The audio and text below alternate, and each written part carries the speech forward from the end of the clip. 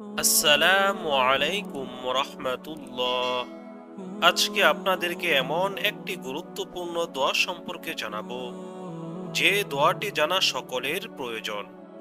দোয়াটি পড়ার নিয়ম ভিডিওর শেষে বলে দেওয়া হবে ইনশাআল্লাহ। বর্তমান সময়ে মানুষের রোগ ব্যাধির মধ্যে ব্যথা বেদনা অন্যতম। এসব ব্যথা বেদনা থেকে মুক্তি পেতে চিকিৎসা ও চেষ্টার শেষ নেই। শরীরের যে কোনো স্থানের ব্যথা নিরাময়ে রসূল সাল্লাল্লাহু আলাইহি সাল্লাম এক সাহাবীকে শিখিয়েছেন আমল ও নিয়ম। হাদিসে ব্যথা নিরাময়ে রয়েছে অনেক আমল ও দোয়া। হাদিসের বর্ণনায় ব্যথা নিরাময়ের বিষয়টি সুস্পষ্টভাবে উঠে এসেছে। হযরত উসমান বিন আবুল আস আস-সাকাফী রাদিয়াল্লাহু তাআলা আনহু বর্ণনা করেন, আমি রসূল সাল্লাল্লাহু আলাইহি সাল্লামের কাছে মারাত্মক ব্যথা নিয়ে উপস্থিত হলাম, যে ব্যথা আমাকে প্রায় অকেজো করে ফেলেছিল।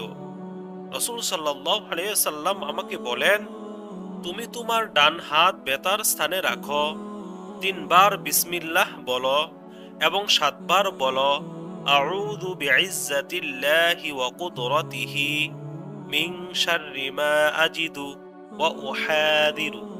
অর্থ, আল্লাহর নামে, আমি আল্লাহর অসীম সম্মান ও তার বিশাল ক্ষমতার উসিলায় আমার অনুভূত ব্যথার ক্ষতি থেকে আশ্রয় প্রার্থনা করেছি। এই দোয়াটি পড়ার নিয়ম হলো, ব্যথার স্থানে ডান হাত রেখে 3 বার বিসমিল্লাহ বলা এবং 7 বার এ দোয়া পড়তে থাকা আর ব্যথার স্থান মর্দন করা।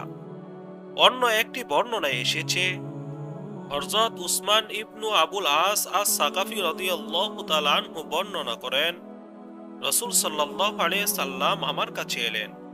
আমি তখন ধ্বংসাত্মক ব্যথার কারণে অস্থির ছিলাম। রাসূল সাল্লাল্লাহু আলাইহি সাল্লাম বললেন, ব্যথার জায়গাতে তোমার ডান হাত দিয়ে 7 বার মর্দন করো এবং বলো বিসমিল্লাহি আউযু বিইজ্জাতিল্লাহি ওয়া কুদরাতিহি মিন শাররি মা আজিদু ওয়া উহাদিরু। বর্ণনাকারী বলেন, আমি রাসূল সাল্লাল্লাহু আলাইহি সাল্লামের নির্দেশনা অনুযায়ী ডান হাত দিয়ে ব্যথার স্থানে মর্দন করছিলাম আর 7 বার এ দোয়া পড়লাম। তাতে আল্লাহ তাআলা আমার পুরো ব্যথায় নিরাময় করে দিলেন। আমি এরপর থেকে আমার পরিবারের লোকদেরকে এবং অন্যদেরকেও এই নিয়মে আমল করার জন্য বলে আসছি।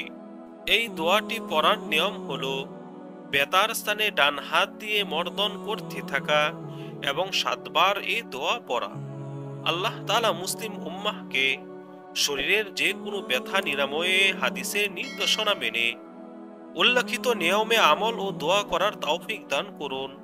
আমিন।